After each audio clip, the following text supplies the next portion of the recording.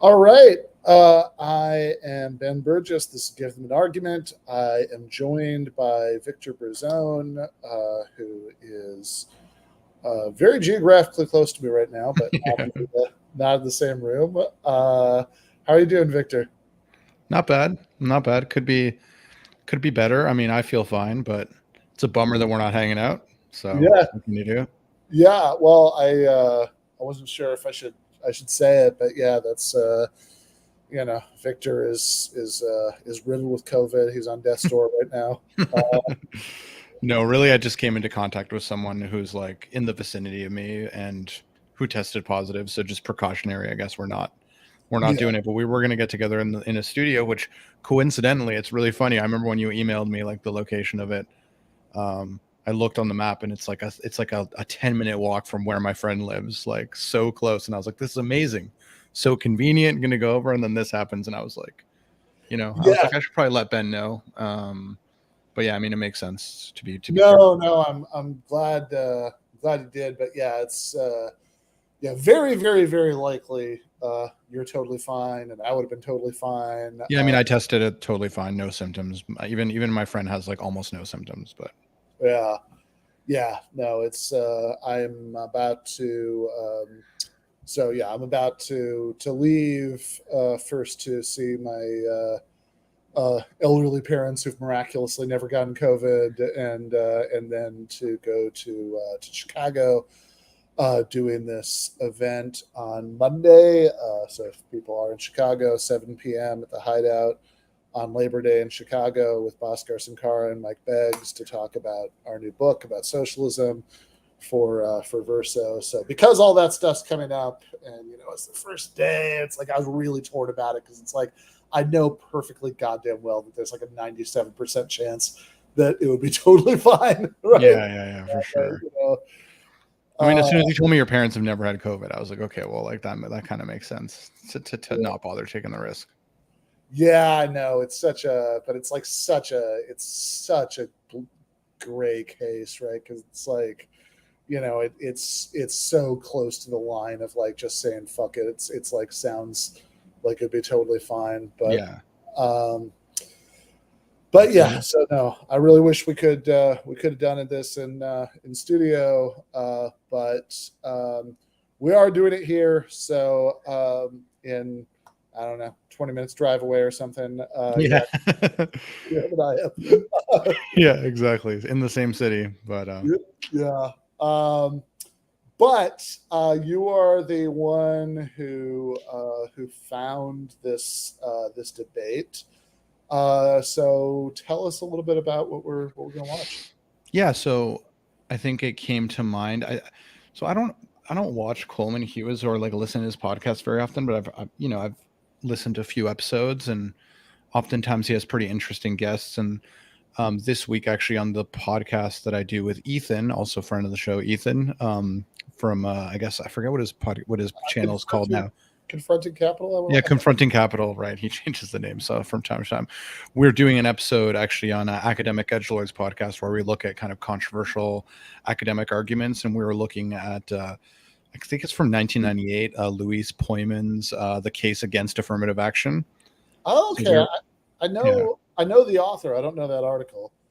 Yeah, so we were looking at that, and I think just like that topic was on my mind, and I think I'd seen that Coleman Hughes had done a debate with Jamelle Bouie about color blindness, which had a lot to do with affirmative action. So it just sort of came to mind, and I was like, okay, this could be good because to be honest, I think we kind of forgot to decide on on a debate until like kind of the last minute. So I was like, okay, well that one, and it's fresh in my mind. Literally recorded the Academic Edgelords podcast episode earlier today, so like that topic is kind of fresh in my mind, so it kind of works out. Yeah. So Lewis Poidman is Podman. I don't know. That's so the article that I know by that guy is the pro death penalty one. I've like taught that a bunch of times in classes. Is like the pro death penalty article when we cover the death penalty, and I talk about it a little bit. And I I wrote an article for Jackman a couple of years ago about abolishing the death penalty, where I talk about it in there. I don't know the affirmative action article.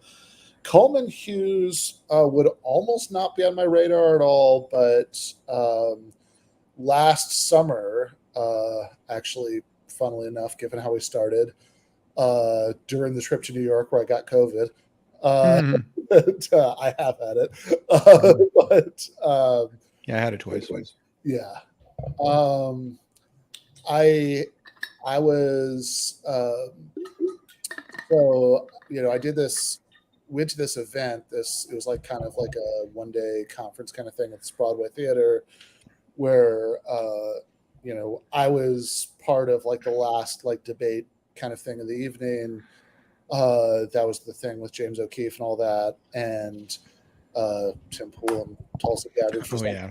So, but then earlier in the evening, one of the, I think the only other one that I watched like all the way through was there was like a one-on-one debate with Coleman Hughes and Cordell West, and so I watched that, and then and so like I kind of know a little bit about Hughes's views from that. I know he's a big critic of reparations, although in a sort of unusual centrist way. Like I believe his position um, is that individuals who are still alive who lived through Jim Crow and were victimized by that should get reparations, but everybody else shouldn't.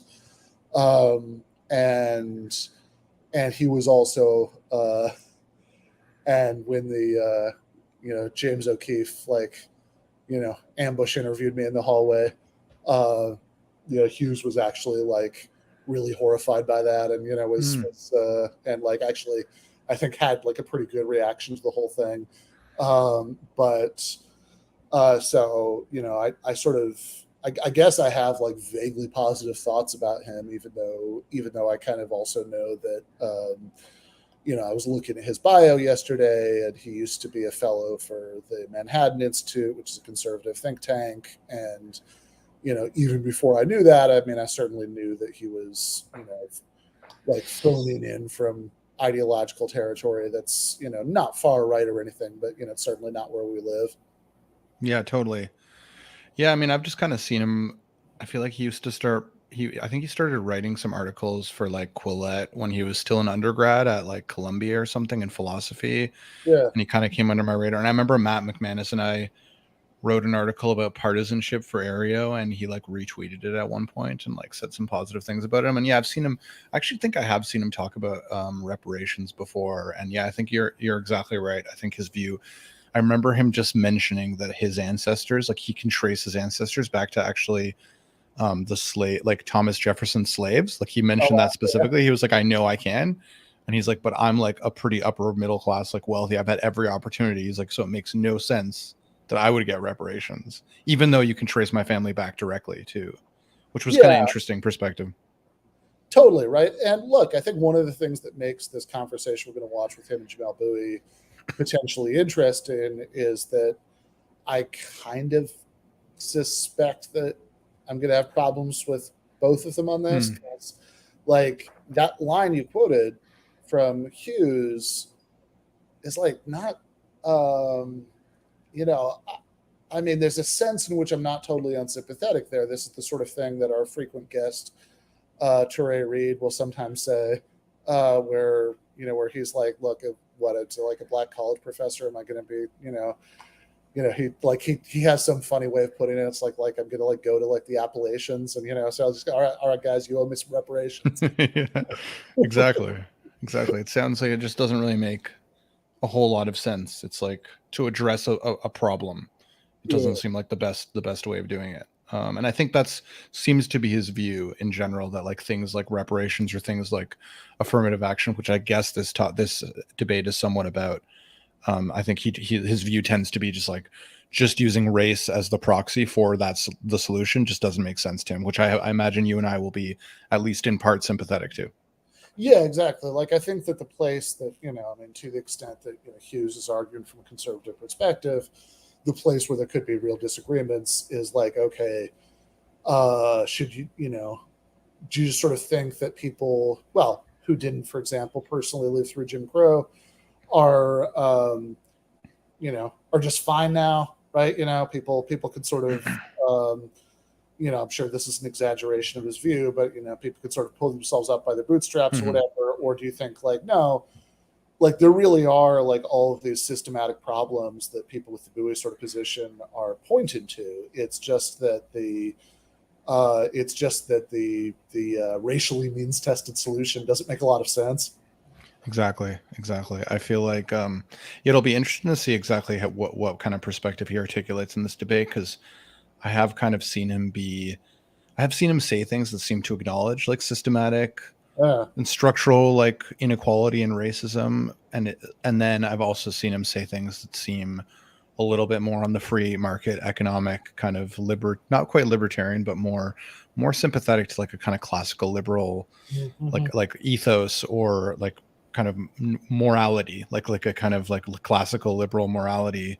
And I know that he's pretty sympathetic to oh god, I sometimes get them mixed up. I think there's like those two economists, I think those black economists who are like really Thomas Sowell is maybe the one I'm thinking of. I know one of the ones you're thinking of. I'm not sure who the other one is. Glenn Lowry, but I don't know if he's actually Lowry. Yeah, there you go. Yep, Lowry. I think he's like sympathetic to both of those guys, which without looking too deeply into it, did maybe make me I guess set off some mild alarm bells. So it'll be interesting to see where he lines up. Yeah, totally right. Like I mean, I'm very yeah, like I so yeah, I think this might be I think the sort of shapes of agreements and disagreements here might be interesting. I mean, I also think as far as affirmative action goes, about there's an article that maybe goes to both points, like both the sort of stuff that where somebody like Hughes might have some reasonable points and criticism of like mainstream racial liberalism, but also to the point about how, to the extent that you're just willing to like let the market chips where they fall and you're not willing to acknowledge the bigger problems, then there are real important disagreements there too. Bertrand Cooper has a good article, I think in the Atlantic, that was from like just before the Supreme Court decision came out about affirmative action, where he says, I don't remember the title of the article. It's some variation on this point, but it's like the sort of tagline of the article is for Black poor people, a world without affirmative action would be exactly like a world with affirmative action. Where his point is that like so much of what we're talking about is really like intra-elite competition. That it doesn't. It's not really and because Cooper is from a very like poor Black background, and like he's like, yeah, I think a lot of people assume that that like for people in my position this is like really going to help a lot in ways that it really doesn't particularly help. That like the sort of most dramatic factoid is that Harvard, before before the Supreme Court decision, of course, came out like last month or whatever that was, June, that Harvard on paper achieved complete demographic proportionality, that the proportion of Black students at Harvard is the same as the proportion of Black people in like their incoming clusters or whatever. That was the same as the proportion of the general population. But a lot of the way that they did it is that there are a lot of the people counting towards the Black figure at Harvard are like literally stuff like children of Nigerian oil executives. And this has very little to do with like sort of domestic American inequality. They're just like finding some people they can recruit whose parents can give them a lot of money. And, totally. It's kind of what you would expect an Ivy League institution to do, right? They don't want to, because they could actually, even under the terms of the new Supreme Court ruling, like if they really wanted to, they could have affirmative action that was just pegged towards your parents' income level, and that would actually address like a lot of what racial affirmative action is supposed to address, because really the problem, like there are the problem with Black people being more likely to go to less likely to go to college than white people isn't really that the children of the Black middle class are going to college at a lower rate than the children of the white middle class. It's that there's a smaller Black middle class. So yeah, that would actually be a workaround that would even be available under current rules. It's just that the elite colleges that like the affirmative action decision hits the most, since it doesn't really, like, something like 2/3 of colleges in the U.S. don't actually use affirmative action, didn't use affirmative action admissions, not because they were ideologically opposed to it, but just because like they let in most people who apply anyway. Yeah. So it's not really relevant to them, right? So the elite colleges where it's the most relevant are also the ones that are the least likely to do that, because it's like, no, they want people whose families they can have financial relationships with. Exactly. Yeah, exactly. I mean, my reaction to the whole Supreme Court overturning was like, obviously I wasn't in favor of it necessarily, Sure, but of just course, the way in which I saw like a lot of kind of like liberal intelligentsia reacting to it. It was like a disaster for them. And I was kind of just like, okay, but like, this isn't like, it's like, I don't know, addressing like the people, like affirmative action for Harvard. It's like so much of it is just like managerial elite class getting into it. It like just doesn't seem like the most important issue that we should be spending our energy like worrying about. And like you said, it's like the people who actually end up going to Harvard, who are like fulfilling the demographic mirror of the United States, are often, right, like children of like Nigerian oil executives or something, right? It's like these are rich people for the most part. These are people from elite families. And it's like just focusing on the as race as kind of like a placeholder for actually addressing meaningful inequalities never really struck me as like the best idea, or even like, the top 5 best ideas I could think of. yeah. No, I think that's well said. Like, there's, yeah, I mean, like just on a really crass level, I remember that like really hitting me, like when that first came down. It's like, look, I have no problem with affirmative action in just about any form, but it did strike me as like really odd that so much of like the discourse about social justice in the United States was revolving around which particular rich kids got to go to Harvard. Exactly. Like, that's, yeah, there is, I guess, that thought can more or less sit by itself. But all right, let's get started Mhm. with the video. So I guess this is Conversations with Coleman. That's his podcast, and Jamelle Bouie is the guest. Welcome to another episode of Conversations with Coleman. Today's episode is a recording of a debate that occurred a few weeks ago between me and Jamelle Bouie, who is a columnist for the New York Times. This debate was hosted by TED, as well as Open to Debate, formerly known as Intelligence Squared. The motion was, does colorblindness perpetuate racism? Jamelle took the affirmative and I took the negative. Now, there's a long backstory to this debate, and I'll give you guys the short version here. I gave a TED Talk about colorblindness back in May, which was finally released about 2 weeks ago. From what I could tell on stage, the reaction to my talk was largely positive, but I could see a handful of scowling faces out of the corner of my eye.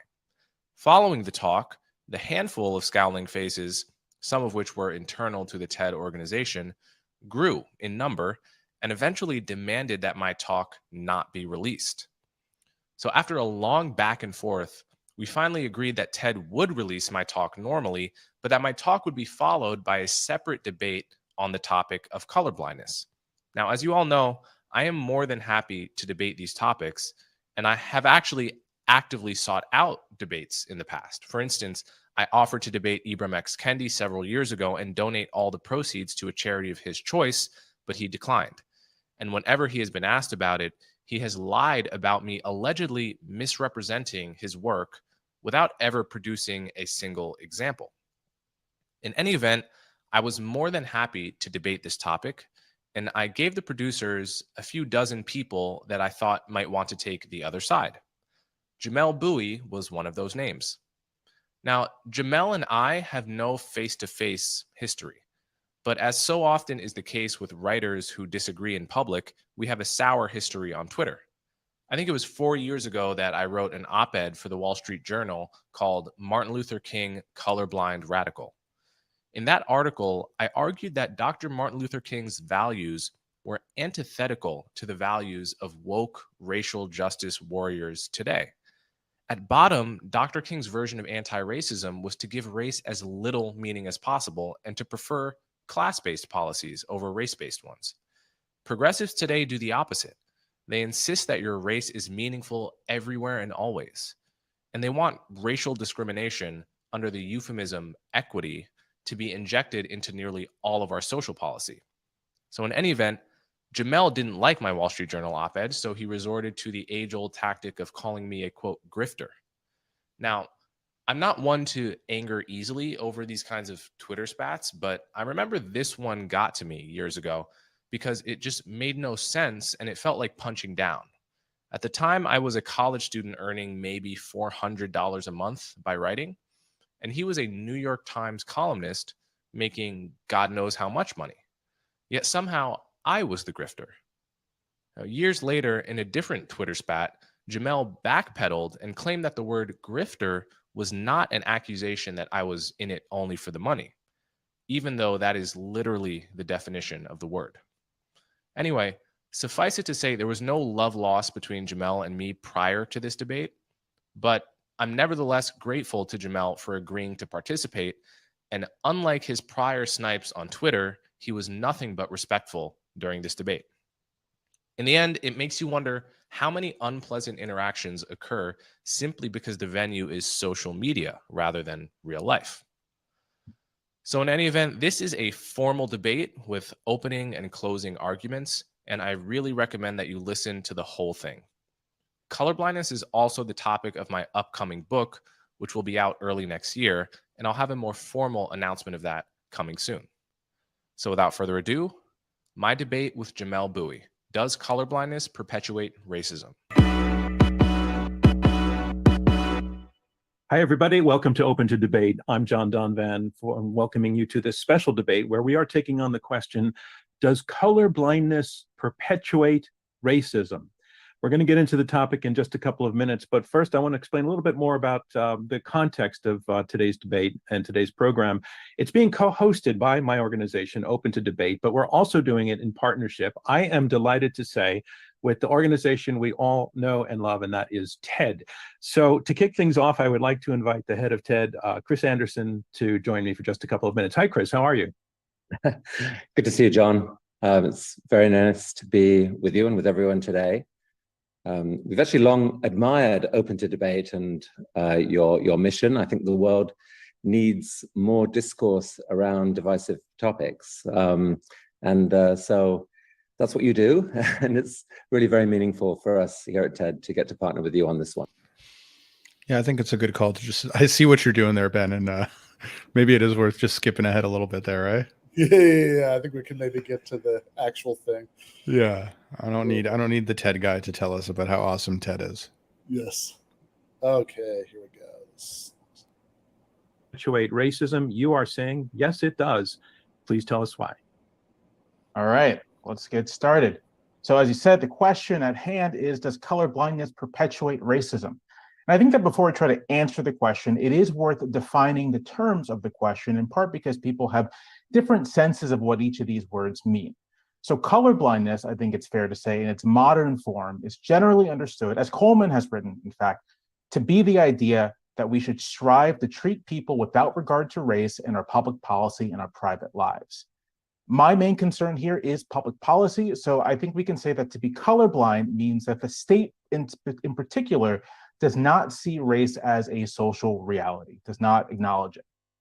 But I think this actually raises an additional question, which is, what is race?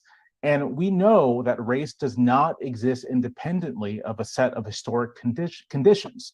Specifically, the modern idea of race as we know it emerges out of the subordination of indigenous Americans and various groups of Africans during the 16th and 17th centuries.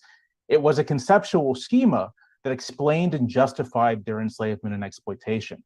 And so I think given those facts, we would be on safe ground to say that race refers to the set of social relations produced by racism. It is the mark on our social reality left by the fact that one group needed some kind of ontological explanation for why another group was destined to be enslaved.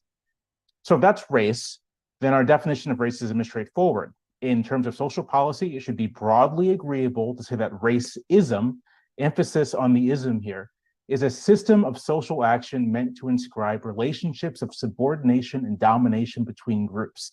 The political, ideological, economic, juridical systems created to preserve a supposedly natural domination of one group over another, that's racism.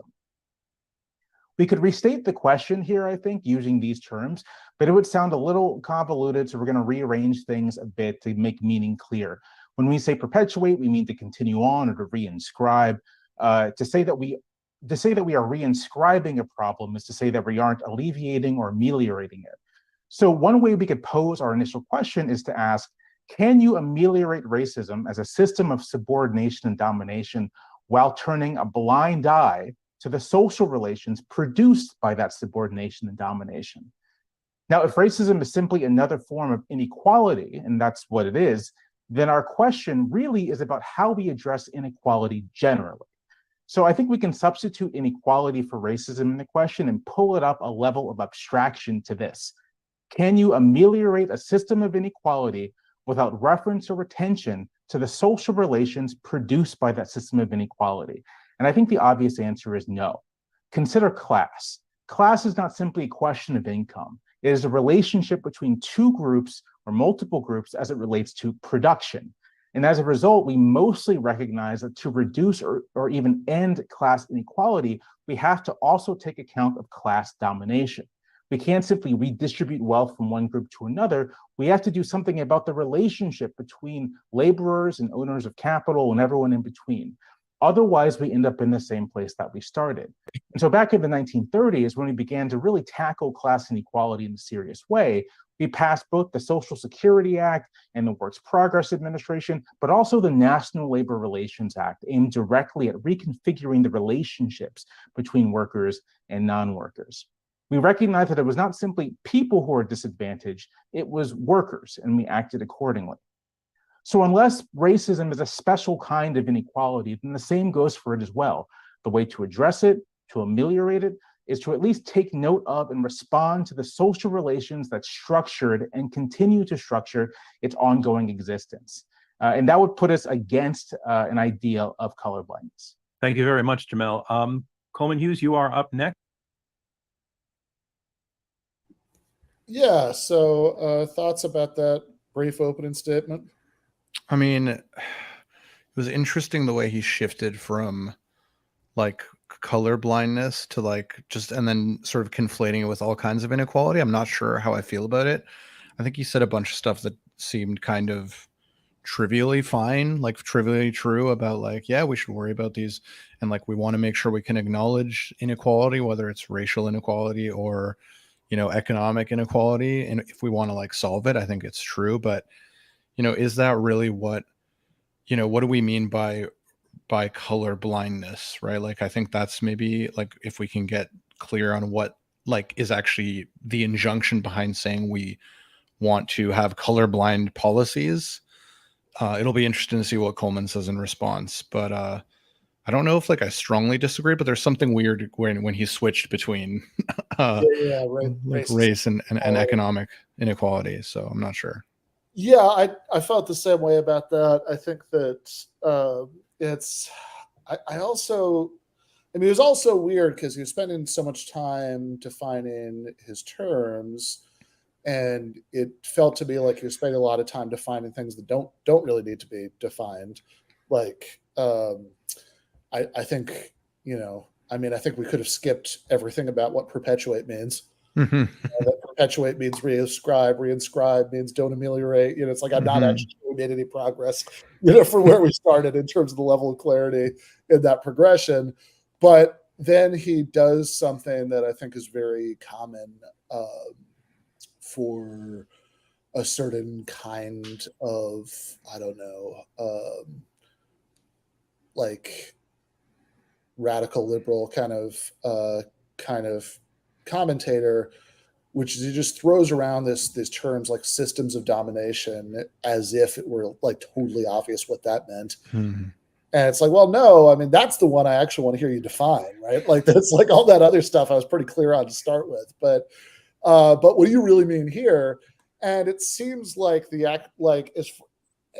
he's got this analogy to to class and labor, but I sort of don't understand the other half of the analogy completely, right? Like, and I think part of the problem is that I need to know more about what you mean, like, because it seems like the overall argument on the simplest level that he's making, which, you know, I think is fine at this level of abstraction, is just, hey, if there's an inequality that exists and you're sort of like pretending it doesn't exist, then that's not going to be helpful for eliminating it. You need to you need to sort of see it face on, right? I mean, that's like the overall shape of his argument. But then next thing I want to know, though, is what kind of inequality are we talking about? Like, do we just mean this sort of inequalities that, you know, some people are more likely than others to grow up in high crime neighborhoods and go to substandard schools and all that stuff, in which case we're actually back to just talking about economics, or it is what we mean, what I suspect he really means, is that it's about disparities. It's about, you know, demographic disproportionality, that you know, Black people are more likely than white people to be on the lower rungs of the lower rungs of the economic hierarchy, and, you know, white people are more likely than Black people to be on higher rungs of it. But like, that difference makes a really big difference. And just say, well, hey, we could just talk about inequality in general. It's like, well, I kind of need to know which of those you see as the problem, because those are going to suggest really different answers. Yeah, no, I mean, I totally agree. I think I feel like I just need to know more about, like, I'm really curious to see how, like, which part of that Coleman takes issue, like what part he's gonna kind of challenge. But yeah, I just felt like I think you put it well, that there is like a tendency among kind of like left liberal intelligentsia to just like kind of throw around that term systems of domination. It's like really common, and just like act like, oh, it's obvious what I'm talking about. But when they're making an analogy between these two types and then not elaborating on like the important differences, it does kind of just leave you scratching your head, which is kind of how I felt. Yeah, no, exactly. Like, I think I've kind of grown to hate that term system, like, especially the plural, right? Systems. Yeah. Like, I never feel like I know what it means, and I sort of feel like people are gesturing at a bunch of different things that are actually really different from each other when they say that in a way that doesn't really clarify anything. Like, is what you're talking about the, like, material disparities? Is what you're talking about the, like, a set of cultural attitudes or the thoughts in people's heads, or is it both? And or is it just microaggressions, right? It could be so many different things, right? It's just like, yeah, and it is almost like a rhetorical crutch to like appeal to systems of domination in certain kinds of left-wing circles, I feel like, without actually elaborating on what's meant specifically. Yeah, exactly. Name the systems for me. Describe them, you know, describe their mechanics. And yeah, I mean, it was really interesting to see Jamelle Bouie go into this kind of vaguely Marxish talk about class and production at this, you know, in a weird way, right? Because he's talking about New Deal liberalism, but like, that was interesting. But I think it also just kind of underscored the vagueness of the other half of this comparison. Like, it's like, okay, now, because I really understand what you mean by that part, right? But then, you know, then what's the equivalent, you know, that, like, because, and again, like, these are differences that seem like they're going to make big differences, because saying, okay, you shouldn't pretend that inequality doesn't exist, you should acknowledge it so you can do something about it, at that level of abstraction, that's certainly not along with that. It's like, yeah, no, that, sure, right? But then, like, I assume that when we talk about colorblindness, we're talking about, you know, sort of universalist policies that, you know, versus racially specific ones, and that seems like a disagreement that's going to be more specific than what's captured by that sort of general intuition that you should acknowledge that inequalities exist so you can do something about them. Exactly. Well, it kind of, yeah, it's interesting, because it seems to me plausible that, like, people who do support colorblind policies, like, they do it because they like are aware of like it's supposed to be an amelioration of racism, right? Like how successful it is. So it's kind of interesting that he was like, well, like that. But Jamelle Bouie was almost interpreting it as colorblindness means you just like pretend it, like the differences don't exist, which is different than just like implementing policies that like try to treat everyone the same or something. And like his reason for being against colorblind policies is because, well, it means that we're not even going to acknowledge the reality of race, which I don't know, seems like maybe an unfair like representation of what people who support colorblind policies are actually wanting, but I don't know. Yeah, no, and I think it's also like look, colorblind policies is a huge category, right? Like, that's, you could have colorblind libertarian policies and colorblind social democratic ones, and exactly. Yeah, those differences are going to make a big difference, and like some of those, I think, depending on which ones you're talking about, you can plausibly accuse it of. Like, okay, like let's say you are ultimately the kind of inequality that you're concerned with is material disparity. We can argue about whether that is ultimately what we should care the most about. And, I would argue no. I think, I think a society in which, the demographically correct proportions of every group were in every rung of the ladder of material well-being, but like the ladder itself was about the same, right? Wouldn't actually be fundamentally more just, but that's a philosophical argument you could have. But even if you do think it's what you care about, if your colorblind policies are just like, hey, let the chips fall where they may in a free market or whatever, then yeah, I think it is plausible to say you're just kind of ignoring inequalities and hoping they'll go away. But like, if you say, hey, there's such and such good that Black people are less likely to have in the United States than white people because of these historically determined patterns that come out of Jim Crow and etc. So here's a solution. Let's just give that good to everybody. Then that's a colorblind policy, but it's one that doesn't seem to be susceptible to the same critique. So anyway, these are initial thoughts. I will say this is all based on an opening statement that was very general. So exactly. Let's see how things progress. Next, you are answering no to the question, does colorblindness perpetuate racism? Here's your chance to tell us why. Okay, I'd like to thank Ted and Open to Debate for setting this up, and Jamelle for participating. This is an issue that is near and dear to my heart, so it's a privilege to have the opportunity to speak about it. Our question today is, does colorblindness perpetuate racism? And my answer is an emphatic no. Colorblindness historically and today is actually the best way to fight racism.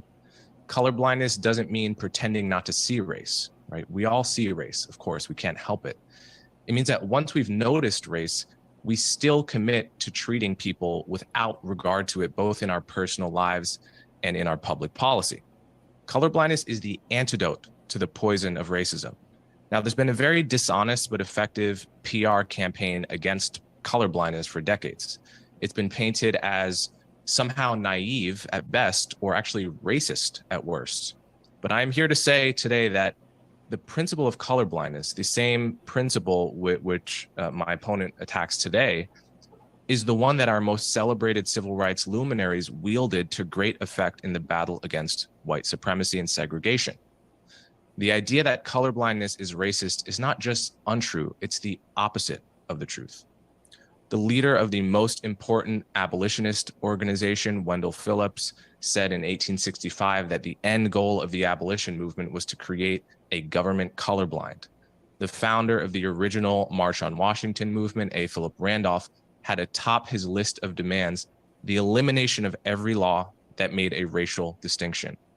Thurgood Marshall and the NAACP made Justice Harlan's phrase, "Our Constitution is colorblind," their mantra, and quoted his Plessy dissent in nearly every anti-segregation court case they filed. The senators who sponsored the Civil Rights Act literally called it colorblind. Bayard Rustin wrote that race-based preferential policies had nothing to do with and were indeed antithetical to the civil rights movement. Now, my opponent's in the rather unenviable position of having to argue that all of these civil rights activists were somehow perpetuating racism by promoting colorblindness. It's not just not true, it's the opposite of the truth. Our failure to enshrine colorblindness has led to a list of disastrous race-based policies.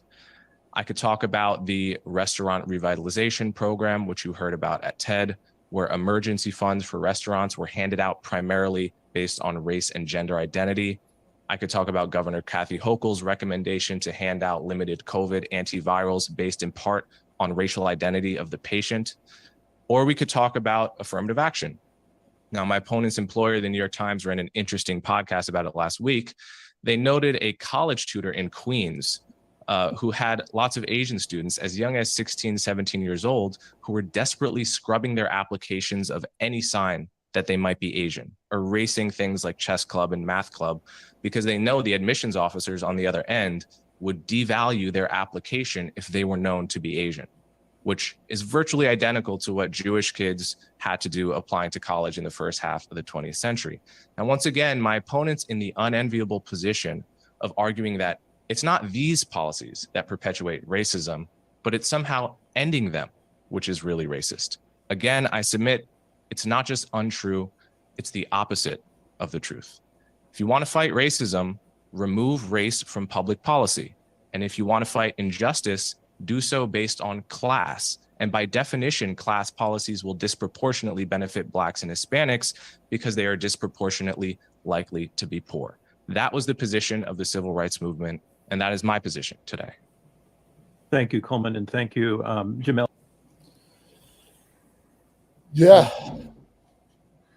Yeah, I mean, the last thing you said, I agree with, right? Like that, I think like class-based amelioration seems like the more promising way of dealing with these big social problems. But yeah, I mean, it's funny, the true, not just untrue, but the opposite of true. I wonder, is that like, as the logician, Ben, is there a relevant difference there? I mean, I think that take it literally no, but Okay. I think there might be like distinctions you could really make that you might be kind of gesturing at by saying that, but yeah, that did niggle at me a little bit over the course of the 3 or 4 times he said that, because like I always wanted to know what he meant, like what's Yeah. I mean, it's funny actually. I was having a conversation about this last night. We, in a very different context, I was talking to somebody about the, like there are, there is like a real debate that you can have philosophically about whether there's like some important sense in which views can be like closer or further from the truth, or what that would really mean. Like one view is that, well, the only thing that really could mean is that any like complex theory is essentially just like a giant conjunction of a bunch of different claims, a lot of which aren't explicitly stated because they're like just more basic versions of the more specific things that are stated. And so maybe when you say that something's like closer or farther from the truth, what you really need is like a bigger or smaller chunk of the things in that conjunction are true. And so I suppose if we wanted to be charitable, we could say that, something like that might be what he means, although I'm actually not 100% sure how that would map onto this example. Like, it was weird, right? Like it's probably not worth obsessing about, but like when he's just the fact that he did say it, like 3 times or something. Yeah. And he was so adamant about it, right? Like it sounds like to him, this is just the clearest distinction in the world. And it's not to me. I mean, I guess maybe what he means is like, if we're talking about Bayard Rustin or whoever, then it's, then you, okay, like his view, like Bayard Rustin's view, for example, is actually the opposite of this view or something like that. Like if he's saying something like that, maybe I understand what he means a little bit more. But yeah, it was very odd. It seemed to me almost like what he was saying is like, it's not just the case that colorblind policies are not racist, meaning it's like that part's, but they actually are the thing that you use to fight racism. Seemed like, so maybe that's what he meant by the opposite, right? It's like, it's not so much, it's not even that they're just not racist. It's actually the thing, like, that seemed like what he was going for, but I don't think it really makes like sense. Yeah, Oliver suggests maybe he's not using it as a predicate, but is referring to where it stands in relation to the statement he regards as true. So the statement is grass is green, not true, big clouds are brown. The opposite true is grass is maybe. I mean, that seems like a slightly unclear way of saying it, if that's what he means. Yeah, I mean, more to the substance of the view. I mean, I think like on the Martin Luther King stuff, especially, like there's a weird way that what like the stuff that King says about this is often sort of slightly missed by both sides of this kind of debate. Although you're right that what Coleman was advocating the last couple sentences, taken seriously, is actually more or less what King and Rust and all those guys thought. I don't know how serious Coleman Hughes is about it, right? I'm, you know, given that this is a guy who used to work for the Manhattan Institute and all that, okay, do you like how much class-based, amelioration of inequalities would you actually support? Like, what do you really mean by that? Like, in fact, maybe Jamelle Bouie's distinction in the opening statement becomes relevant again here, because it's like, okay, do you just mean like some kind of minimal enough that even a moderate conservative might get behind it sort of financial assistance to the poorest people that's like means tested and all that stuff? Because if so, that is certainly, dramatically less than Martin Luther King and Bayard Rustin and all that stuff advocated. I mean, they wanted like a government jobs guarantee and, things like that, the freedom budget. But like, I think some of King's statements about this that are often cited as OC, he didn't believe in color blindness, are like, yeah, yes and no in context, because he's not really, King will say things like, hey, you can't, whatever. This is not a quote. I think I might be mixing up a couple of different things here, but King will say things like that are roughly along the lines of, you can't like hobble somebody in chains for, a certain amount of, like hundreds of years and then tell them that they're, they can like run the race. I might actually be mixing up Martin Luther King and LBJ here, but like King says things that are like somewhat similar to this, right? Where the point he's making is that there are all these long-term effects of past racial discrimination, and you can't just pretend they don't exist. You need to do something about it. And he does say stuff like that. That's true. What's less clear to me is that in context, he's actually talking about anything that's similar to what we would think of as affirmative action, because all that came much later.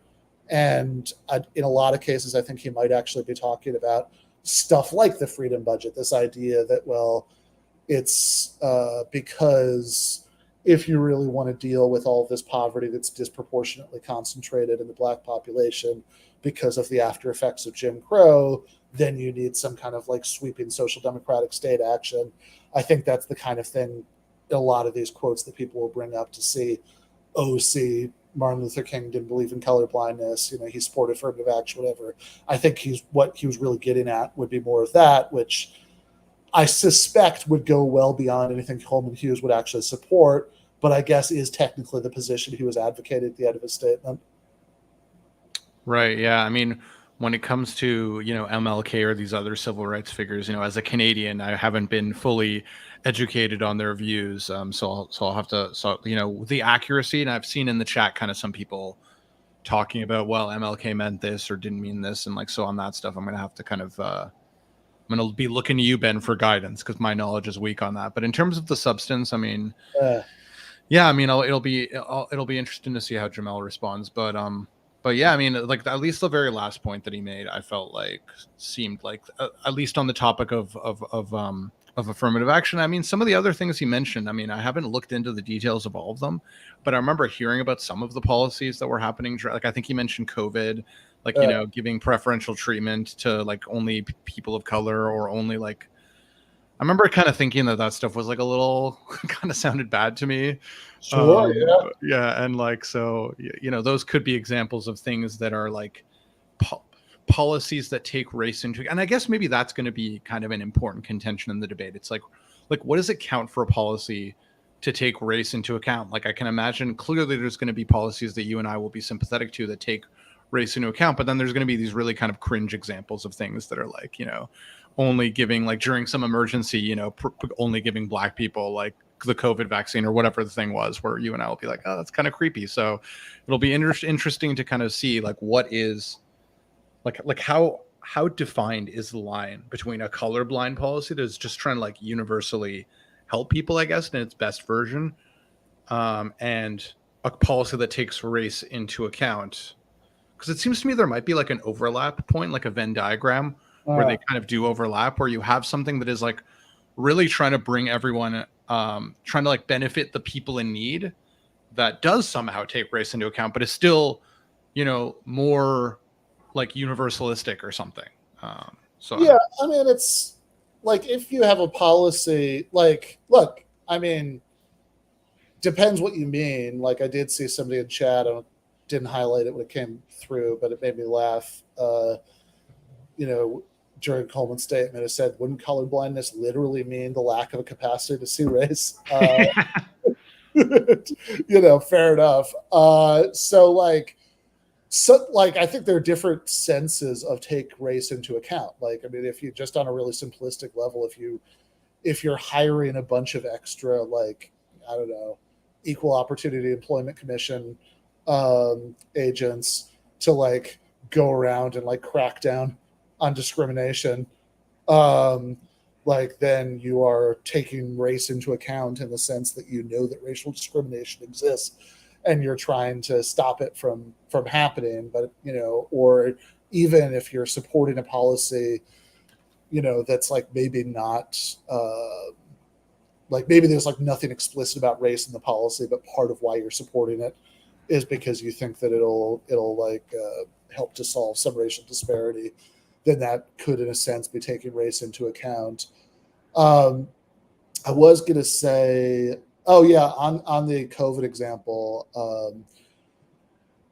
Yeah, I see people saying we should fact check it, because I'm like, I think that's what they're responding to, and it's probably a good idea. Like, I don't know exactly, I can't remember what Coleman said specifically they were doing, but apparently there were some sort of race-based COVID policies. Are you aware, Ben, or should one of us fact check? Yeah, no, one of us should fact check it, because I only vaguely know what this is about. Like, I think that I think it's certainly true that at the height of the pandemic, there was a lot of discussion, at the very least, about racial disproportion in who was getting sick, and about like whether it, you know, and like whether like there should be some policy to deal with this that should take race into account in some way. As far as like what policies any jurisdictions actually did do, I'm less clear about. I mean, like, I do vaguely think that there probably were some COVID response things. It's like, you know, when he said that, I wasn't like, oh, what the hell are you talking about? Like, I sort of felt like I'd vaguely heard before that there were places. Yeah, so just quickly, I did see, I mean, so these two sources, maybe they can be questioned, but like the Cato Institute and Reason.com were both like have links to stuff about how the Minnesota Department of Health prescribed a point system in which BIPOC status was worth 2 points, the same as diabetes or being aged greater than 65. Yeah, and I will say that this is also kind of the context of if anybody remembers back in 2020 when Adolph Reed was supposed to give a Zoom talk to DSA, New York DSA. It was like the Lower Manhattan and Philadelphia branches of DSA, I think. And New York DSA ended up like de-sponsoring the talk because people were mad about Adolph Reed. And what the talk was actually supposed to be on was, in a way, this, right? Like, not those policies necessarily, but this sort of more general underlying point. He'd written this article you can find if you Google like Adolph Reed plus return of racial medicine, where he was kind of raising the alarm bells about the ways that people were talking about the COVID death disparities. Because whereas it's certainly true, I mean, this much is just a fact, that Black and Hispanic people were dying of COVID at a higher rate than white people. That's certainly true, but the reason that Reed didn't like the way we were talking about this is like, well, look, we kind of know that race isn't some deep biological category. It's not really likely to be the case.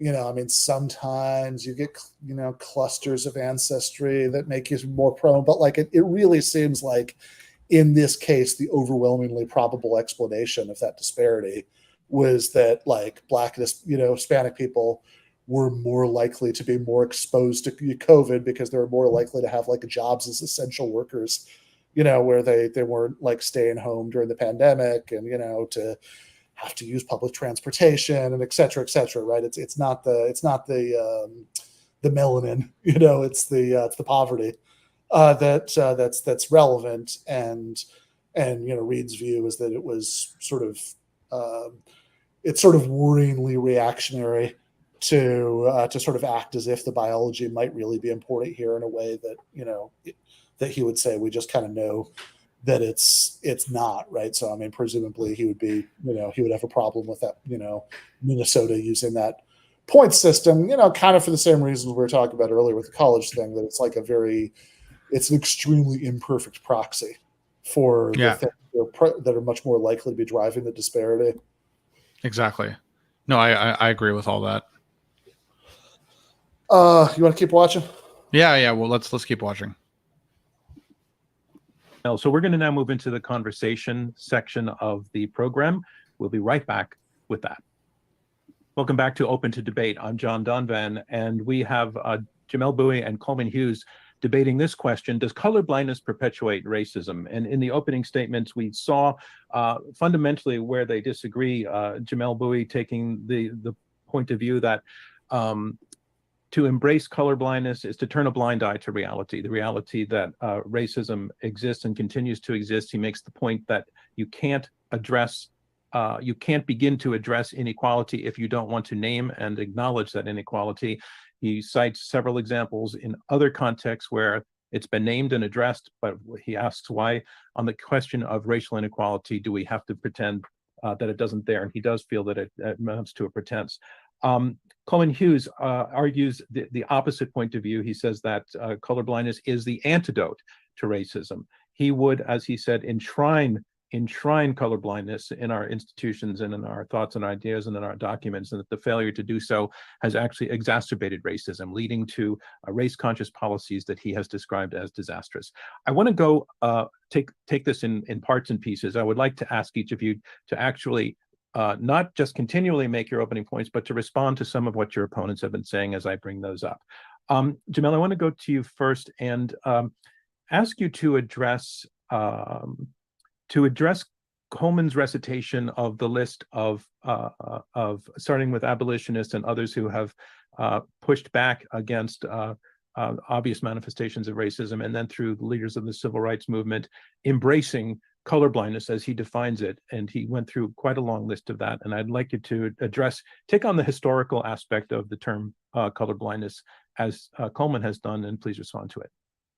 Sure thing. I want to begin this with a focus on Wendell Phillips in particular. If people aren't aware of Wendell Phillips, he's probably one of the most famous abolitionists of the antebellum period, sort of really a luminary, a Garrisonian, a colleague, contemporary of Garrison, Frederick Douglass, et cetera, a really important guy. So it's really significant that Coleman points to Wendell Phillips as kind of the origin point for the term colorblindness. And in Coleman's gloss, he says that what Phillips meant was a government that did not recognize race in any manner, that took an entirely neutral approach to citizens. But I don't think that's quite correct. So Wendell Phillips uses the term colorblind, or specifically the phrasing government colorblind, in two instances at the beginning of 1865, the first time he uses them.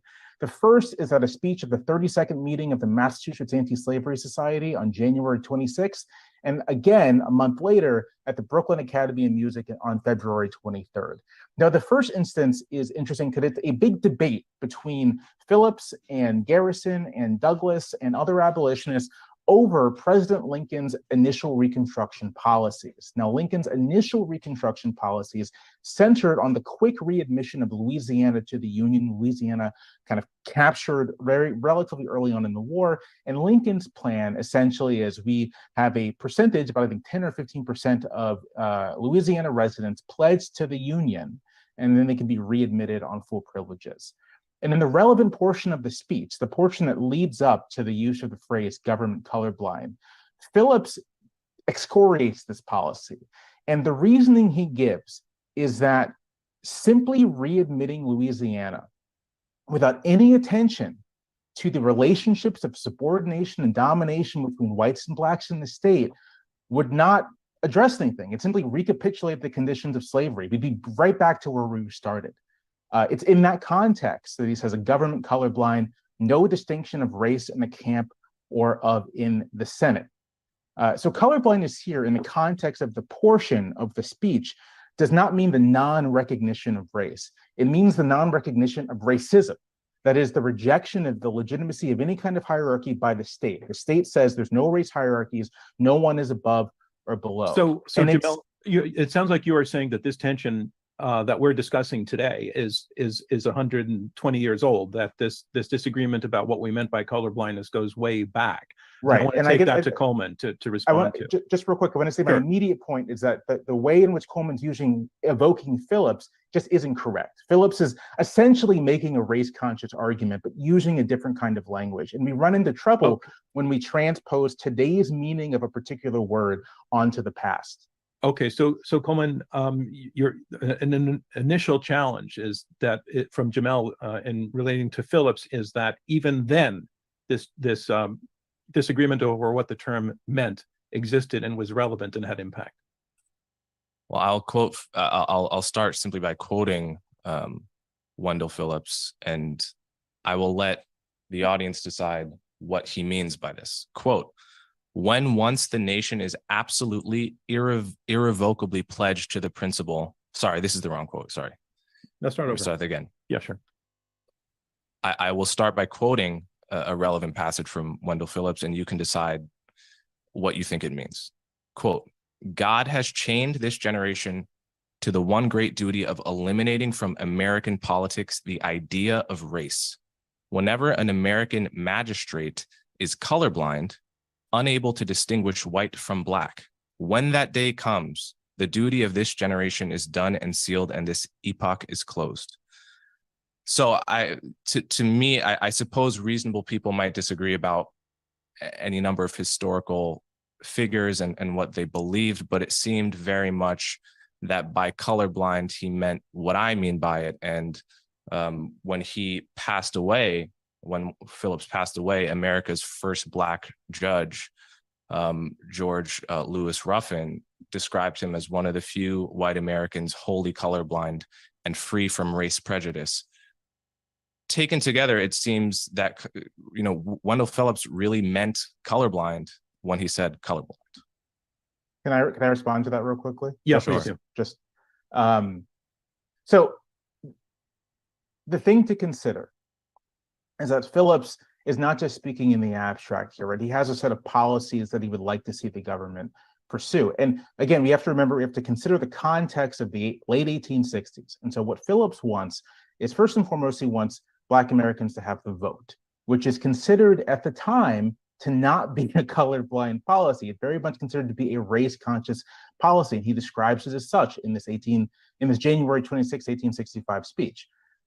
The second thing is he wants the redistribution of land, specifically to freed people, but also some free people. And so again, this is not a colorblind policy as we understand it today. So we're left with kind of a bind, right? Like, is Phillips just self-contradictory? Is he contradicting himself? Or is he, again, not talking about the recognition of race as identity, but the recognition of racism as a system of caste and subordination. There was not really a language for race as identity back in the 19th century, but there was a language of race and racism as caste and subordination. And the subsequent examples that Coleman used in his opening of Harlan, of the civil rights movement, of A. Philip Randolph, who described himself even as a race man. So it seems like weird to say that he considered himself a race man, someone interested in the fate of African Americans, but also a staunch colorblind figure. These figures are also talking about a context where race means, in public policy, in judicial policy, it means a system of subordination. It means a system of domination. And so in that context, colorblindness takes on a very different hue, no pun intended, and the solutions that these folks come up with are not ones that pay zero attention to those relationships of subordination and domination. Okay, it's clear that the two of you disagree on the on how you interpret the historical use of the term, but I want to move now on, Coleman, for you to address the thrust of what I believe is Jamelle's opening argument, that color blindness also amounts to essentially being blind to reality. Turning a blind eye to reality was the phrase that he used, and that turning a blind eye to that reality means not setting yourself up to deal with that reality. So can you address that piece of his argument, that you've got to see it, you've got to name it to address it? This is a total straw man. You know, I think everyone would acknowledge that race is a social reality. There are also many other variables in life that are social realities, like beauty, nepotism, height. Scientists will find that people have an average tendency to treat people differently along all kinds of dimensions. It's a separate question how one fights that. If you want to fight it by re-enshrining that same principle into policy and trying to reverse discriminate along those lines, well, that's fine. That may be your position, but you can't then say to people who disagree with you, well, you just aren't acknowledging that this is a social reality.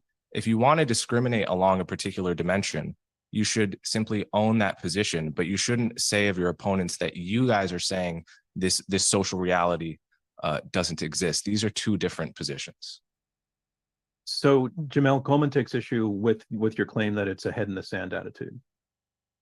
Yeah, so I should say first that it's a bit of a category error to analogize race to beauty or height or eye color, or, you know, there are plenty of things we can point to that have some sort of like differential impact on people's lives, like qualities of that sort. But that's not what race and racism are. They aren't analogous to this, first of all, because they're not biologically real, right? Like skin color is, but the meaning we attach to it is socially constructed, a phrase I'm sure everyone's heard. But the second is the United States isn't marked by a system of hierarchy based off of hair color or based off of height. There was no kind of like Jim Crow for short people, right?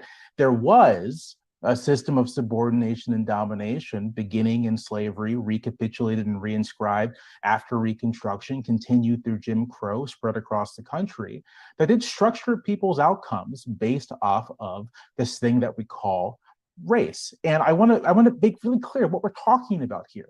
The material elements of this. What we're talking about is entrenched segregation, it's exposure to concentrated poverty, it's persistent exclusion from the labor market, it's exposure to premature death, it's the degradation of political equality in a system that hinges on it.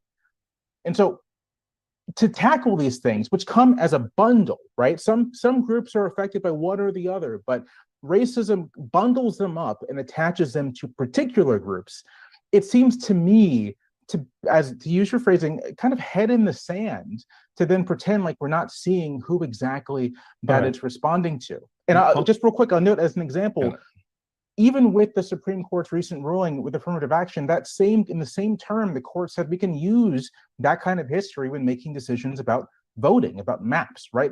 The government is not actually blind to this stuff in some circumstances. So I'm asking, why does it need to be, like, why do we need to be blind to this apparently in all circumstances? Coleman? Jamelle is right to point out that beauty and hair color are not analogous to race in every sense. I wasn't saying that. I was just saying in the sense of his previous argument.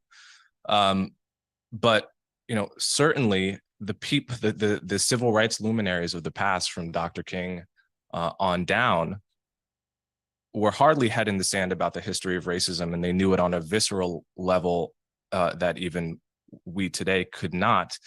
And yet their solution may be too strong a word, but their proposal to address it was colorblind policy and class-based anti-poverty policy, right? Dr. King, in his book, Why We Can't Wait, he addresses this specific problem of preferential treatment or compensation for what would have been then called the Negro. And what he said, his proposal, and he knew that there was affirmative action going on in India, he instead proposed something he called the Bill of Rights for the Disadvantaged, which would target the white and black poor alike.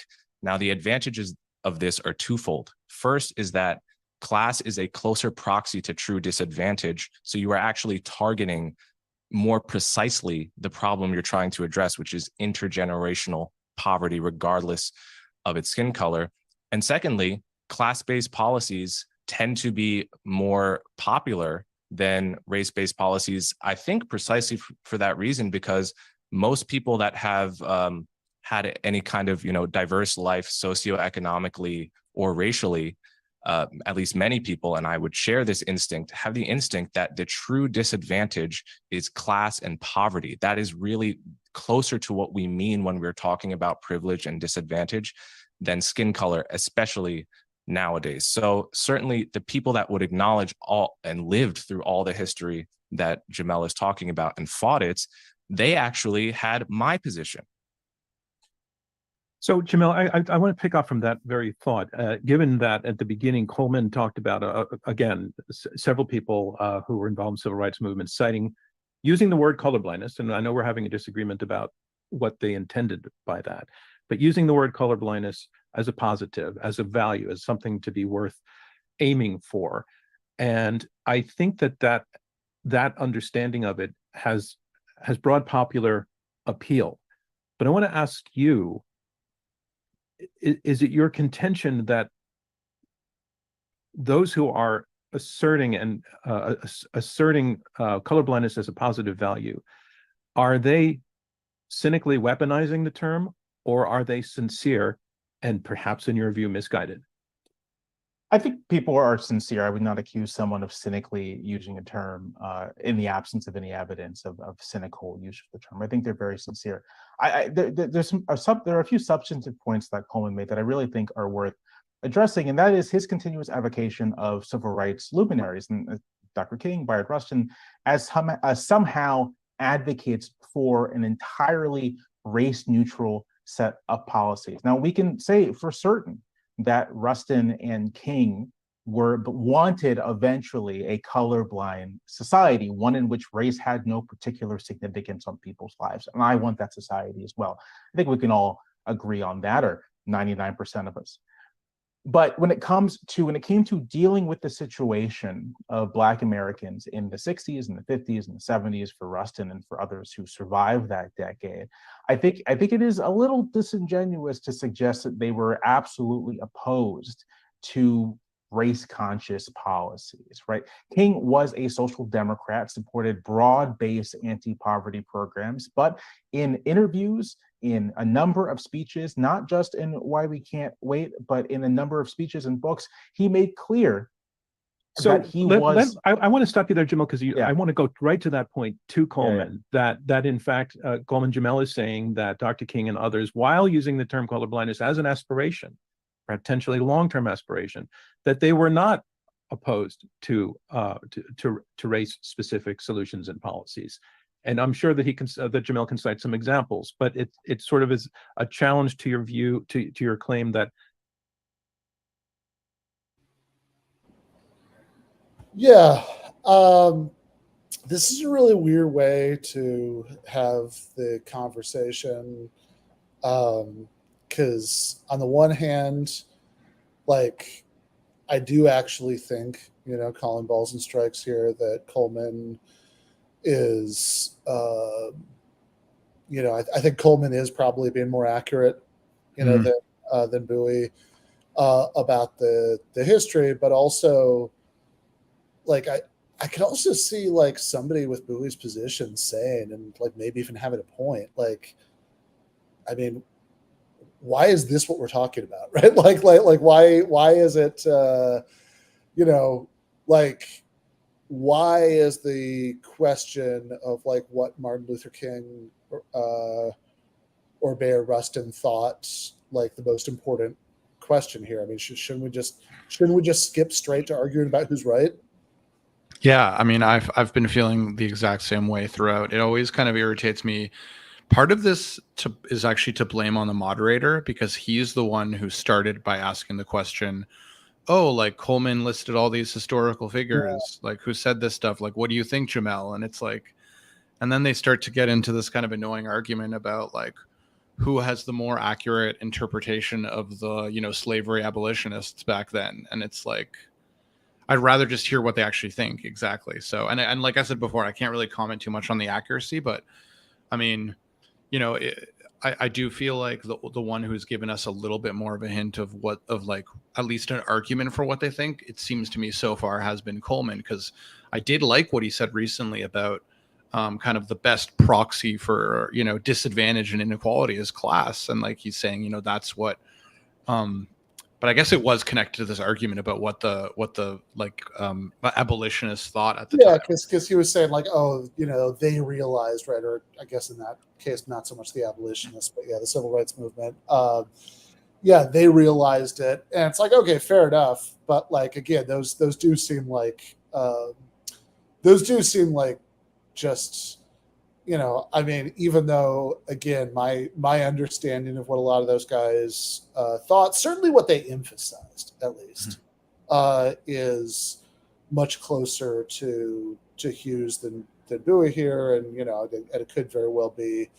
I mean, it's actually kind of weird given how much time they devoted to talking about this anyway. Yeah, Bouie was like finally maybe about to cite some contrary evidence, and that's when the moderator's finally like, yeah, okay, whatever, I'm sick of this. Well, that's what I was, I really wanted actually Bouie to respond to what Coleman said about like the best proxy for, which I realize he was, quoting either King or one of the other figures, realizing that the best proxy for disadvantage, right, is looking at class-based, through a class-based lens. And it's like, I wanted Bouie to respond to that, because like, I wonder if he agrees with that. Like, I'm just like really curious. Like, do you think that class-based like approaches are maybe like better than like kind of emphasizing race in your social policy? Because like that seems to be like the more interesting core of the debate than, what did these figures actually think back then in the 1800s or during the civil rights movement? Yeah. And before they got totally off into this, right? Like at the, when at the beginning of the open discussion, and one of the reasons actually it's been a while since we paused was I was kind of hoping they were gonna like stop this digression about who like which of them is closer to the position of classical civil rights icons, but at the beginning of the open discussion, Bouie was saying that he was like trying to lay out like what we mean by racism or whatever. And he did say a few things that were a little bit more specific than what he said in his opening statement. But by and large, it seemed like the kinds of things he was mentioning, like he used phrases like excluded from the labor force, are really ways of talking about disparity, right? Like that, okay, clearly not every, clearly it's never been the case, right? That every, every white person had a job who wanted one, every black person, didn't. So like what you're really talking about are the proportions being different. That because of the long-term effects of Jim Crow, and possibly also because of ongoing sort of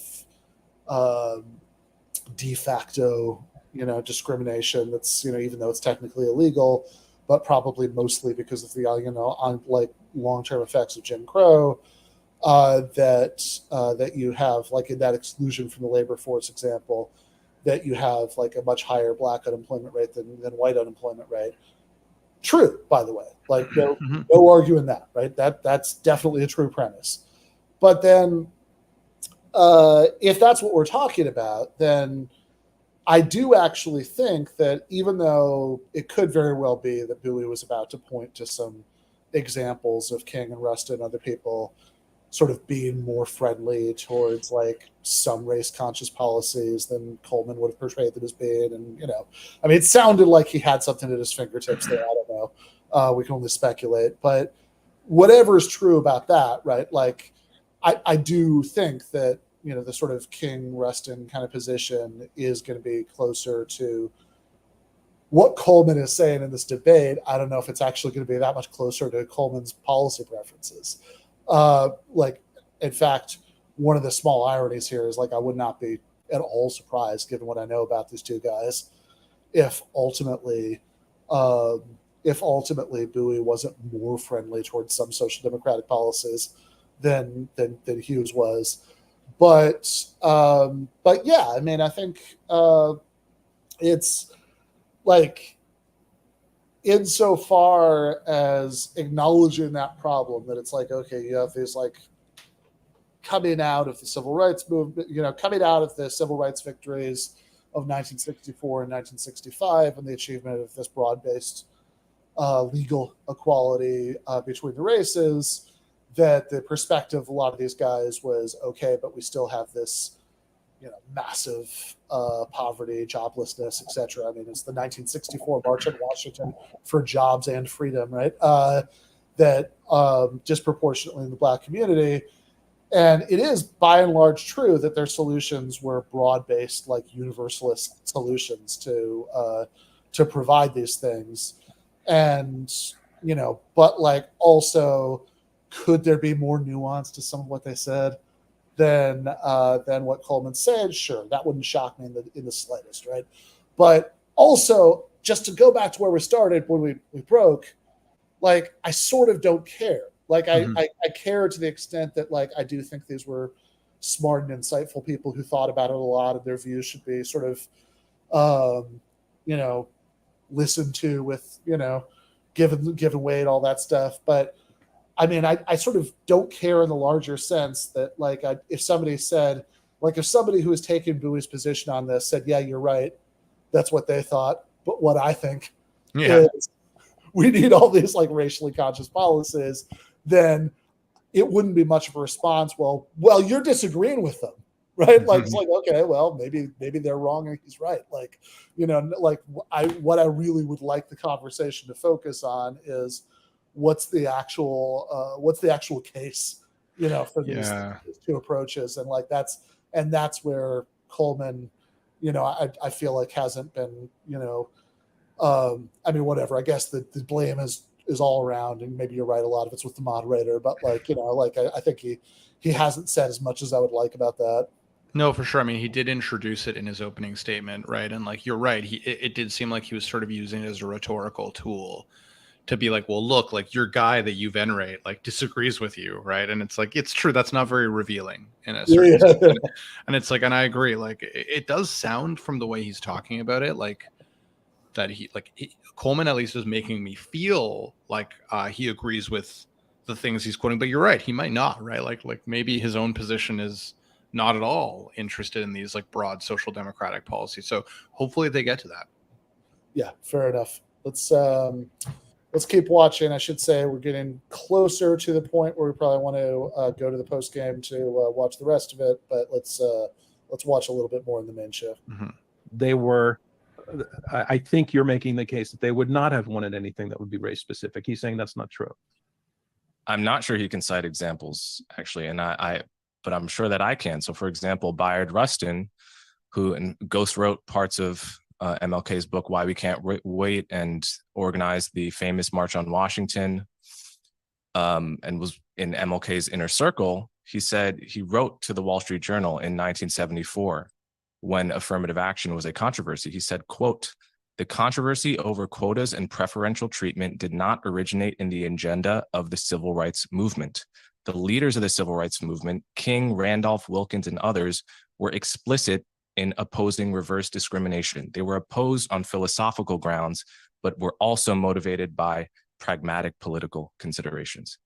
Now, I think it would be convenient for my opponent in this debate if there were analogously explicit quotes of someone like Dr. King or Rustin saying, actually, we're for this, like we're for race-based policy. But I'm not sure that they actually exist. So in 1987, a writer made the exact argument that Coleman is making now, that Bayard Rustin was a firm opponent of anything that might smack of race preferences, of anything of the sort. And the chairman, one of the chairmen of the A. Philip Randolph Institute, wrote to the New York Times to contest this and say, in fact, that while Rustin was president of the A. Philip Randolph Institute in the 1970s, this exact time period, he was also board chairman of the recruitment and training program designed to rectify underrepresentation of Blacks and other minority groups in the construction and building trades. Before budget cuts during the Reagan era scuttled the program, it placed 18,000 qualified minority group members as apprentices in the building trades nationally. This clarifies, and he goes on to clarify that Rustin was not opposed to race consciousness in public policy. He was opposed to quotas, which he viewed as undemocratic, but he was not opposed to race consciousness. And I would ask Coleman not to equate the two things, right? You can be opposed to quotas, not opposed to race consciousness, because that can take very many different forms when it comes to making public policy. Do we think King and Rustin would be opposed to what is now a policy of targeting for integration, right? Segregated areas? That is race consciousness in public policy. That's addressing particular relationships of domination and subordination. It's not a quota, though. So are we contending that King and Rustin and Randolph would be opposed to targeted integration efforts? I don't think so. And so let's not equate different categories of policies under a single umbrella.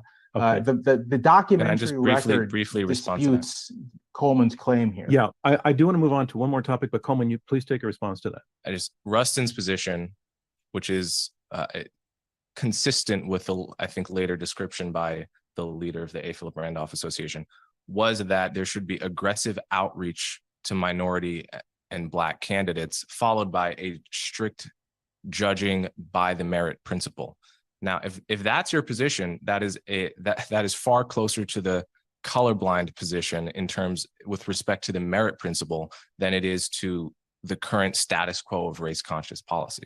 I don't think that's the case at all. I don't think you can point to it. Quotas have been illegal in the United States for decades now. So you're making a distinction here that doesn't actually exist and sort of subsuming what is actually race conscious policy under this rubric of colorblindness. In which case, yeah, I guess we all agree. Hold on. He said quotas and preferential treatment in the quote that I said. I would just like to point that out. All right, I want to go to the most recent, very, very public.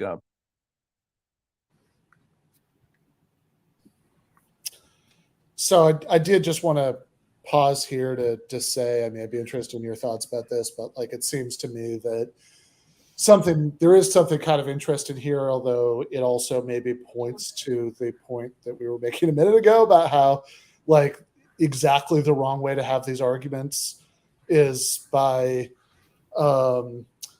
like conducting them sort of through this proxy of like arguing about what Martin Luther King and Bayard Rustin thought, because okay, to the extent that like there are at least three different things that are being talked about here. One is quotas. You have to set aside like a certain number of seats, Black applicants, whatever. Another one is sort of race conscious, like aggressive outreach. Like we have to, like the kind of thing that, I don't know, in the context of like a job posting might be like, you have to be able to like prove to, some affirmative action office that, that you advertised it where candidates and underrepresented groups were likely to see the advertisement, and that you and that you really considered a bunch of them, even if that, even if you didn't hire one of them because somebody else better qualified or whatever. That's the second one. And then the third is like something like points-based kind of affirmative action, like we'll will have something that's like, that is some kind of like actual explicit preference, but falls short of quota. And it's like, okay, well, you've got some evidence that that Bayard Rustin was for the second thing and against the first thing, and he may not have commented on the third thing at all, right? Like, and we might be really getting down, we might be really hitting the limits to how much clarity we can get on this just by arguing about what Bayard Rustin thought instead of arguing about what's true. I mean, totally. Like, it's getting exactly to the point where I'm just like, please tell us like what you actually think, because I mean, I think you put it perfectly. Like, it's kind of, I feel like we're reaching the walls, the limits of like how much progress can we make? I'm saying progress again, like a Canadian, sorry. It's okay. But yeah, exactly. how much progress can we make towards this debate when we're using these historical arguments? I mean, it's a little annoying. Yeah, exactly. Like, I don't, especially because, like, I mean, this is funny because I do largely agree with the position that Coleman is saying he advocates here, both interpretively, as far as like King and Rustin, and substantively as far as like what the sort of focus on efforts to ameliorate inequality should be. I am choosing my words carefully there. The position he's sort of saying he's advocating here, because like also at the end of the day, yes, to the extent that you're like quoting a bunch of stuff that was said by some dead socialists and saying you agree with them, my next question is going to be like, okay, but like, how socialist are your own politics right now, right? Like do you actually agree with them on the economics, or are we sort of rhetorically collapsing Exactly. everything from the sort of sweeping economic reforms that people like King and Rustin advocated to, like, oh, okay, I'm not a total libertarian, we can like have a little bit of means-tested assistance or something. But like, look, I think, so putting aside whether he agrees with it, I do more or less agree with what he's advocating, but also like the original reason he brought up King and Rustin, it seemed like his original point was, oh, hey, if you're going to accuse me of like wanting to perpetuate racism by doing this, then look, you need to accuse those guys of that too. And, yeah. And okay, fair enough. But like, then like the next question would be, okay, but seriously, like, is there a good case to be made for like emphasizing race conscious policies more? And like, that just doesn't seem like something that you can settle by like scripturally quoting, what Bayard Rustin said in 1975. Yeah, totally. I mean, I think, it's interesting to think through like exactly what, like trying to read between lines about what his position is, because I do kind of remember I mentioned at the beginning of this that I had kind of seen Coleman talk about like the reparations issue, right? And like in that conversation, as I recall, he kind of said a lot of the similar things where he was kind of advocating. He's like, look, if we want to address these things, like we should be helping the people who need it, right? Like I think I mentioned that he said, like I came from like a rich black family, or at least a very well-off black family. Like why am I getting the help? That doesn't make any sense. And it seems like similarly here, he's kind of saying, at least through these historical figures, something kind of similar. But it's like, how is it exactly the substance of what he himself advocates? It's hard to tell. But I mean, I'm with you in the sense that perspective, as it's being articulated by him, is certainly closest to my intuitions about this issue. And and I don't know, Jamelle Bouie, like, has he even really presented a strong argument for like these race conscious policies? Like, I feel like not really yet.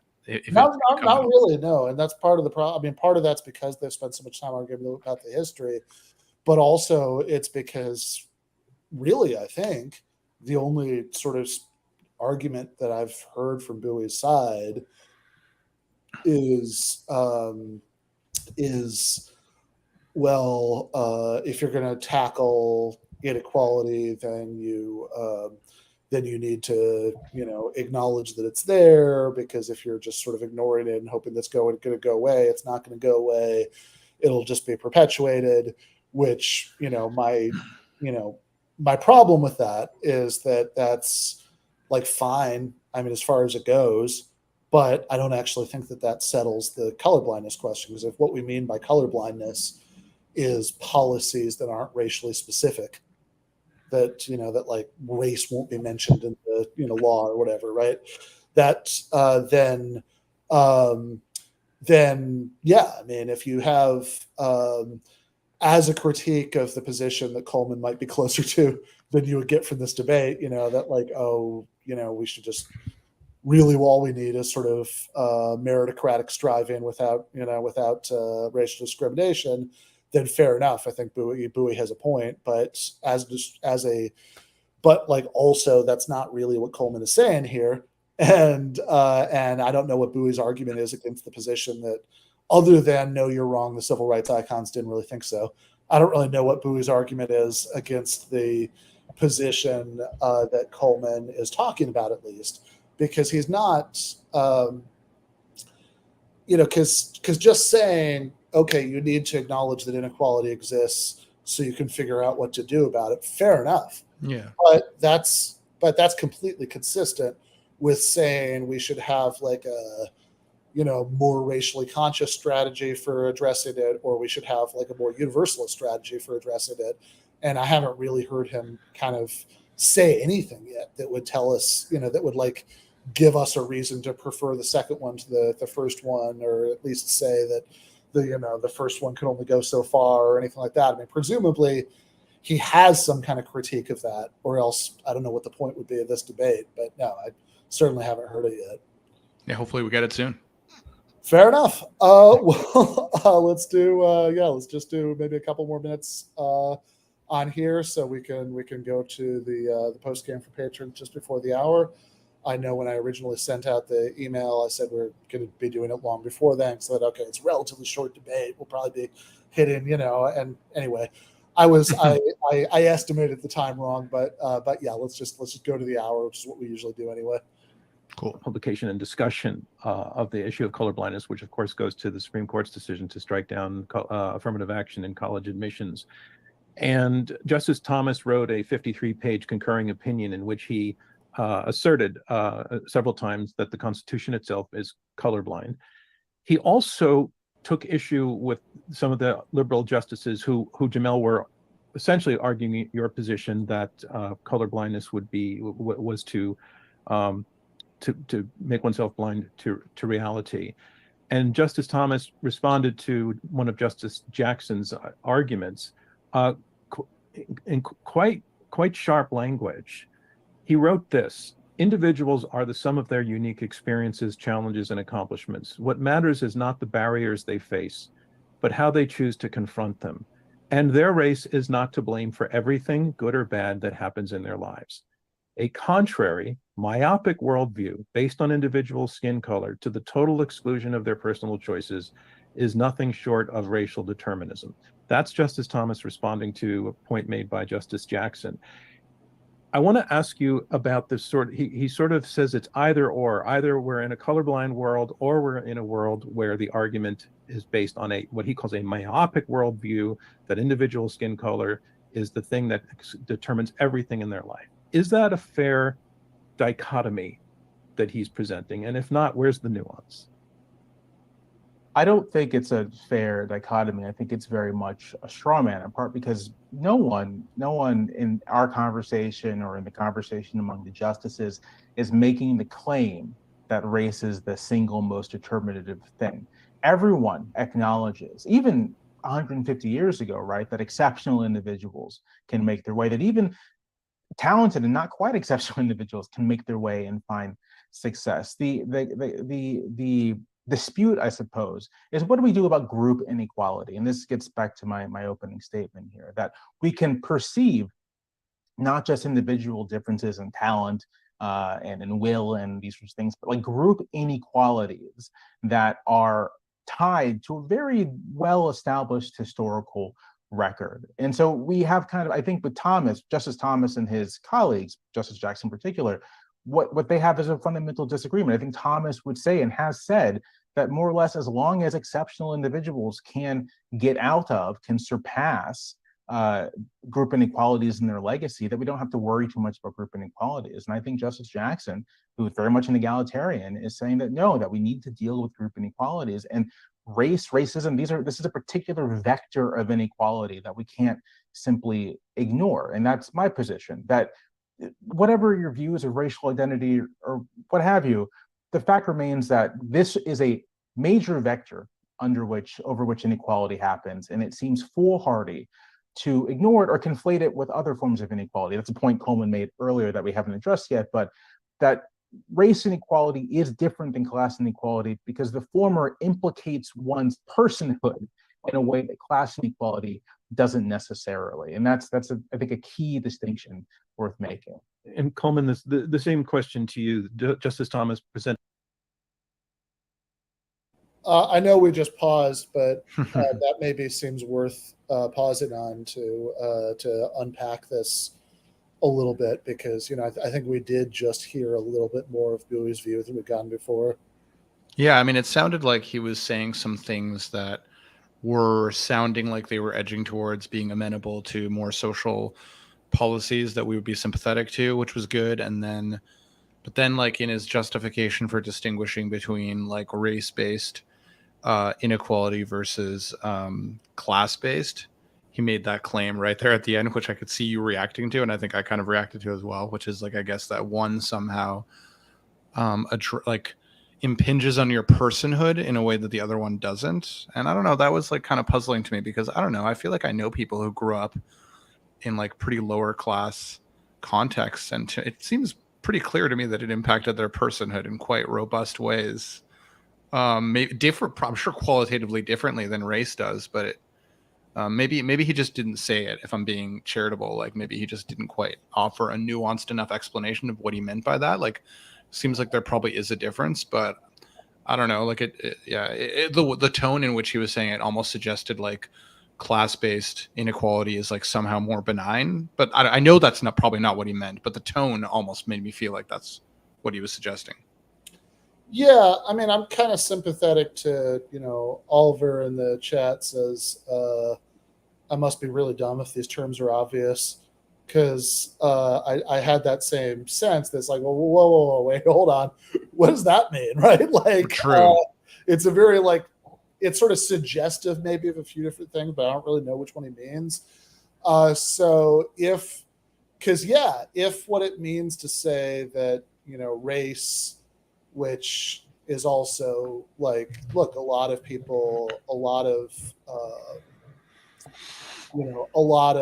radical Black scholars in a sort of, Marxist, anti-essentialist kind of tradition would like also be like really pausing on just that word, right? It's like, well, what do you mean by race exactly, right?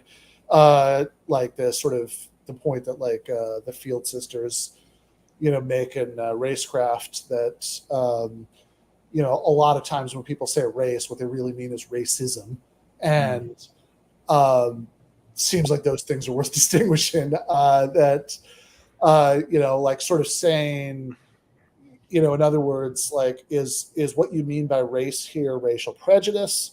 Is what you mean by race?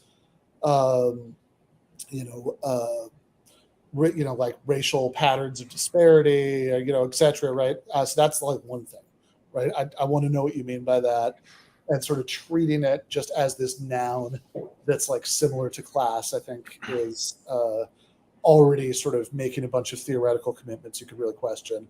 But then the other thing is, putting all that aside, what do you mean about personhood? Because if it just means like, is it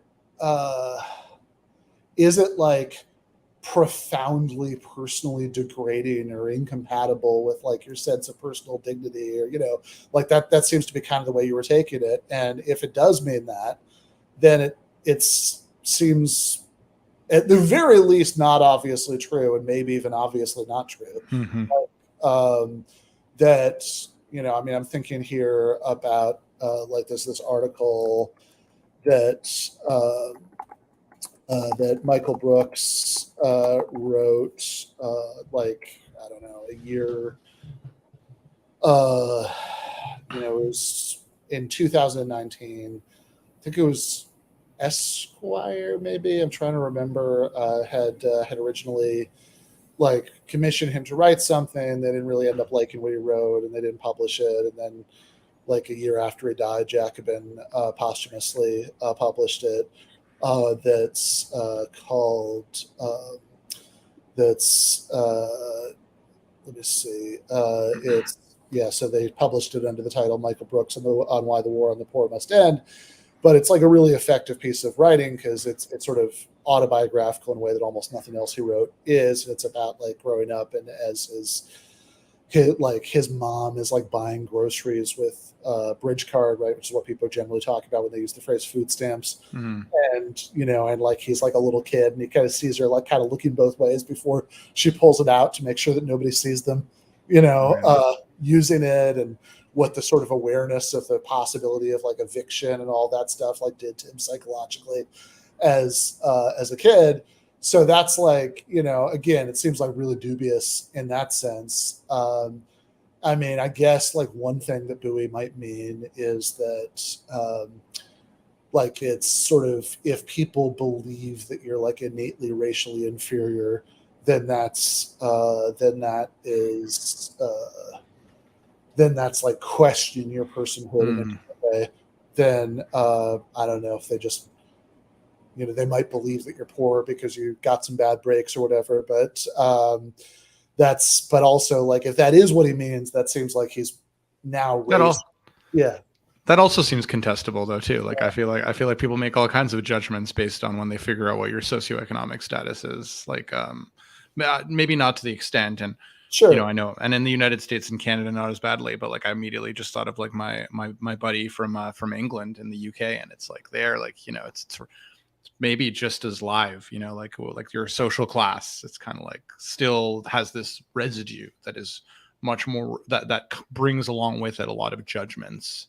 Yeah, no, and I think there is a lot of that, honestly, in the U.S. and Canada. I mean, like the good test case, since obviously the like a big part of like obviously the Black population has a higher poverty rate than the white population, but a good test case is thinking about people's attitudes towards poor white people. And it does seem like, frankly, even a lot of